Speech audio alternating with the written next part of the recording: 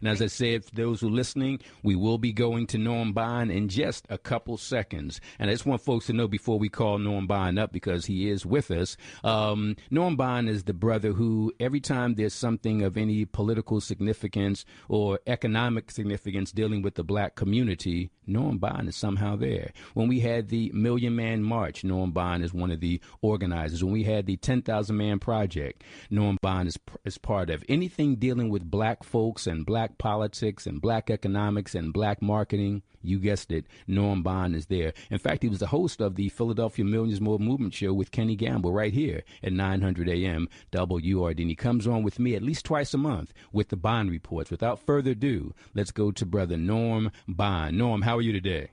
I'm doing excellent, Mike. It's always a pleasure to be in a courtroom where a black man can find justice. Hey, man, well said, well said. Norm Bond, I'm turning off my microphone and passing it to you because we need you to just go on for the next 15 minutes or so telling us what we need to know. Well, I'm, again, honored, Mike. I'm just going to give some things here because, you know, it's been a very busy year for black people, particularly those who have any degree of consciousness, or as you said in one of your recent posts, Mike, you talked, you know, we often talk about being Norm, don't include America. Don't include the profanity from my Facebook post, but go ahead. Yeah, I'm going to give the clean version. Yes. If they're missing the raw, unadulterated version of Michael Coard's Facebook, then you really are not enjoying Facebook at all. But certainly, you know, you talk about if you're not angry right now, you really cannot be paying attention to what is going on. You know, so a few points I want to hit. Of course, when I bring the Bond Report, as you know, we talk about economics, we talk about social justice, and we talk about, of course, business, and there's so many things going on in those areas. One thing, though, since we primarily talk about the economic issue, I've said to people that the first Friday of the month is when the unemployment numbers come up. And even though I've also talked about a lot of the fallacies within this number, I still share it because people are going to be seeing it all week. It's interesting, too, that they always bring these out on a Friday, you know, slow day for the news. A lot of people don't really catch it. But the unemployment rate, official unemployment rate that was announced was down to 5.8, but for black people is 12.0% for February. Now, but the thing that I think people should understand is that you'll see these notes saying that the economy added 175,000 jobs in February, and unemployment rate, some are saying, is up to like 6.7. They're saying it's improving. But you got to remember that they also said that the Great Recession ended in December of 2009. If the recession ended in December of 2009, and we're now in March of 2014, and we're still talking about recovery, that should tell you the seriousness of the economic situation that we find ourselves in. And this is really for all people. I'm not even drilling down yet to black people. But if you look at this economy, and this is what they put in headlines, and this is how they really play on people not really understanding and following economic and business news or not taking action on it, because they tell you right in the headlines, you'll see that the economy added 175,000 jobs. Now, I've said before, and it's now higher, that there are over 2 million unemployed black people alone in America. So if you just think about 2 million people being unemployed who are black, and I'm not even talking about Latinos, I'm not talking about whites, I'm not talking about the few Asians who are unemployed because they recycle their money better, recycle their money better than blacks and anyone else. The point is, how is it possible? It's not even mathematically possible to reemploy 2 million people. And remember, people are being added every month. These numbers, you can't fit 2 million into 175,000 jobs. Even if every single job that became available was targeted to black people, it wouldn't happen. And then when you look at where these jobs are being created, a lot of them are in areas where either black people can't get into in terms of the construction industry, or we're not prepared in terms of some of the STEM jobs, or so we can't get into those jobs because we know the things that the unions have done. And I talked on the last Bond Report about what the feds have found out with one of the unions here in Philly, the steel workers. in terms of some of the gangster and thug tactics they're using, and we know how blacks have been historically kept out of these unions. So the point is, here we are with an economy creating 175,000 jobs, 2 million plus unemployed black people, not to mention people who are going to be graduating from college, coming into this workforce. So and so the other end, outside of those jobs I mentioned, that area in terms of construction and STEM would be the service jobs, the low-end, low-paying jobs, which are basically the working poor type jobs where you're hearing people and you're seeing people protesting, boycotting, trying to get this minimum wage done. So here you find between these two extremes, people fighting for jobs or hearing this news that the economy is improving, and the reality is that it's not really improving for you. That's why, because remember, again, this unemployment number only shows people who have been actively looking for work in the previous 4 weeks. If you're out of work and been out of work for 2 months, 3 months, 3 years, you don't even show up in these numbers. So this is the con game that is going on to really keep the American public just kind of calm, and they feed you these numbers, but if you dig into them, they don't make sense. So but again, these they come out the first Friday, so you can find more about those numbers. Now, one of the things I also want to point out is that the jobs, one of the reasons why the jobs are not being created, because really President Obama told us years ago it was going to be a jobless recovery, so which means no jobs. He said. So the point is, we all see increased productivity. That means we've got more tools. You got people with mobile phones. You talked, Mike, earlier even about with the radio, how you can hear the show from Philly to the Philippines. Yes. People know they're using, a phone now that's really is a microcomputer that they can do all types of things in terms of word processing and video. What's happened is people have become more productive, and so companies are making maximum global profit. And I said global profit because they're able to hire people from all around the globe to do things, from talking on phones, customer service, even, of course, using people in the prison industrial complex to work. So a lot of the jobs are not coming back. It's the type of skill, basically, America and corporate America in particular does not need the people. They can throw away folks, and this is why you've seen, if you look at the numbers that are being reported for corporate profit, tremendous profit. Now, ask people will say again. Here they're saying the economy's getting improving. Well, what do you say then to a Radio Shack? Radio Shack announced they're closing 1,000 stores. I'm sorry, not 1,000, 1,100. So here's Radio Shack, which just a week ago said we're closing 1,100 stores across the country, which is a company that's involved in technology. Yes, right? yes. All types of cables, yes, all types of batteries and things. They're closing 11. So how can the economy be improving when one of the companies that's in one of the hottest sectors is announcing that they're closing almost 25% of their stores? It just doesn't add up. So again, a lot of this you have to do some of your work on your own, but we're going to give you some of the things you can look for. It just doesn't make sense, and we need to hold these folks accountable who are putting out some of this garbage. The next thing I want to switch to real quick is PGW. I'm coming to Philly and talk about, again, another situation where people have been hearing, that the mayor announced that he's selling PGW. First of all, it's not a done deal, and people should not let it become a done deal because although, you're hearing folks say, or you're hearing the mayor say in particular, that, this is going to help fund the pensions and so forth, you also have Alan Bukovitz, who's the controller, saying this is like selling the silverware. This is like selling Philadelphia silverware. And so then you have another group that's a watchdog group called Food and Water Watch that has said, well, we can't really say what the effect will be on consumers for the gas, but we can look at water and look at what's happened when water utilities have been privatized. And what they found is that in Bensalem, Pennsylvania, where a typical water and sewer bill was $137.08 before privatization, after privatization, it went to $578.05. In Bristol, a bill went from $165.44 to $661.43.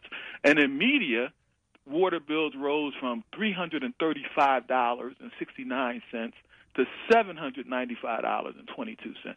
So you got to ask yourself, in a city that has the highest poverty rate of any of the 10 largest cities, over 25% poverty, the highest illiteracy rate, and it's a majority black population, why would you look to sell your silverware? Why would you not look to come up with ways to help these folks who are the majority black population actually improve their skills, become more able to participate in this new economy, actually create programs to help the least of these? And the answer is that's not really the target audience. The target audience is the business community and the privatization, the people who will benefit from privatization, which is very close to the people who benefit from gentrification. The two are like kissing cousins.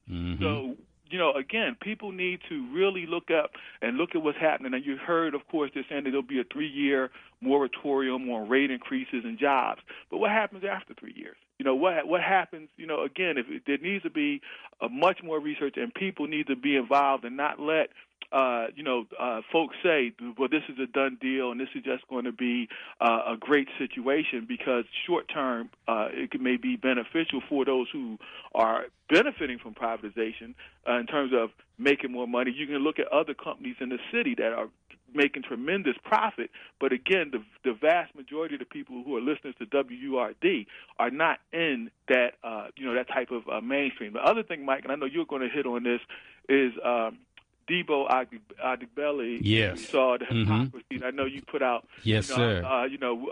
One of your outstanding commentaries and action items on that. So, I'm not going to talk much about that other than say that it was a travesty, and people need to, again, take action, particularly against the 7 Democrats who crossed the line to vote along with the Republicans, and further highlight the hypocrisy of, the American just us system. So that was another issue that happened this week. The other thing I want to point out to people, there's an article that I put out called 7 Businesses That Appear Black-Owned But Are Not. And, it's funny because you get black people often who don't want to associate with their own people in terms of business. There are a lot of businesses who are black-owned but don't want you to know that they're black-owned. But you actually have there's this piece, and people can find it on the site buyblackallyearlong.com. But it talks about these 7 businesses that appear black-owned, but in actuality, they're not black-owned. One of them, is called blackpeoplemeet.com. And you would think that certainly black people come up with a relationship site. We don't need, folks to do that for us. But there's actually a site, and what's interesting is that the company that owns the site is a company that, when Justine Sacco, this was the woman who sent out an infamous tweet of months ago that said, going to Africa, hope I don't get AIDS, I think I'm white. Well, this woman, this is the company that she worked for. And the Barry Diller is the chairman and CEO. The company's called IAC. But they also have produced, and you'll see the commercials sometimes on blackpeoplemeet.com. Yes. Now, there's another company, of course, you have a lot of people aren't aware, unfortunately, that Essence Magazine is no longer black-owned. It used to be black-owned, but a lot of people think that it is. It's not. There's another company that a lot of people think are black-owned when they go to buy cars. It's a company called Mahogany, and people will see Mahogany cars, and they think, oh, wow, let me get these cars from this great black-owned car shop. Well, that actually is Hallmark. Hallmark that particular company. And then there's another company that people have often supported called Black Expressions Book Club, and you can go on and you can order books. Yes. Norm, please don't tell me what you're about to tell me. Book of the Month Club owned that company. They started that company, and the company is still today. It's owned actually by a private investment company that owns that company, and they had over 400,000 members for that company, and you'll see it as African American Expressions and orders, but not black owned. And they're like I said, there are three more. But again, people can go to the website and they can find out, because I think it's important as people talk about wanting to support black owned businesses that you actually know who you're supporting. Because some people don't care, but others are saying, I really want to start start to make a conscious effort to redirect my money to businesses that actually are working to build generational wealth within our community. And so that's why, you'll see these companies, and there are some others as well that you really should be aware of. So as I close out, Mike, I want to say to people, as you know, we always talk about solutions and the importance of organizing and coming together. And so one of the solutions, I just added my profile, and I'm working with a group called with a website called Afro World. Afro World. The website is www.afroworld.org. AFROWRLD.org. It's a free directory that will connect global African businesses and professionals. And we also have built in a validation where we can verify and validate that a company is actually black-owned. So we realize we need to do that in response to these people who are trying to run these scams. And now, with the beauty of this is like if Facebook and LinkedIn came together and had a black baby. This is basically what this site does, because we have black professionals on here. You can go on, you can even add your CV, your resume. It's really designed for individuals to go in, because as we looked at these companies, we said, we need to see who's behind some of these companies, because sometimes you see a brand and you're like, but who actually owns? So this gives a person the opportunity to really list themselves, their photos, videos. It's a blog element. And, Mike, it's free. I mean, we have different, but there's a free level. You come and get everything I just mentioned for free. And, again, you can go there. And we're looking to build millions of people, millions of black people, get them on the site, because Facebook this week or a couple of weeks ago bought a company called App. It was called they bought this. It's called Any App. And basically what they paid $16 billion for this company. And one of the reasons why they bought the company is that the company had 400 million users. And so our thing is, when you look at the number of black people, globally, and even if you just look here across America, there's millions of us, 40 million plus, but we don't have that type of presence, that type of connection, even though we're on Facebook and LinkedIn and YouTube and, Twitter and so forth. Again, those companies aren't black-owned either. This particular company I'm talking about is a black-owned company. It's actually out of Belgium, brothers from Kenya. So this allows us to connect globally our professionals, our businesses, and then we even have another site that is particularly targeted to businesses, which is acpdirectory.com. So we're bringing out these tools to help people find the businesses, to help professionals list themselves, list your skills, and then as we connect with the companies, we can connect these professionals to the companies and also connect them globally, so that we're not just locked into what the hell is going on with Philadelphia Gas Company, and can I get a job there, or can I get into the union in Philly? That's key. Norm, we've run out of time. I've taken like 3 pages of notes, and I'm sure the audience did too. Give us, in the last 10 seconds, your website, your phone number. Yeah, best website to come to is NormBond. That's NormBond, normbond.com. There you can find links to the other sites. And the best number you can reach me on is 215-796-0206. When I said I took 796-0206, normbond.com. When I said I took 3 pages of notes, I literally mean 3 pages of notes. Norm, thanks for what you do. We appreciate you. Thank you, Brother Mike. I look forward to following up with you. All right, we got to take a break. When we come back, next up, Sister Patrice Armstead. First to break, 900 AM, WURD.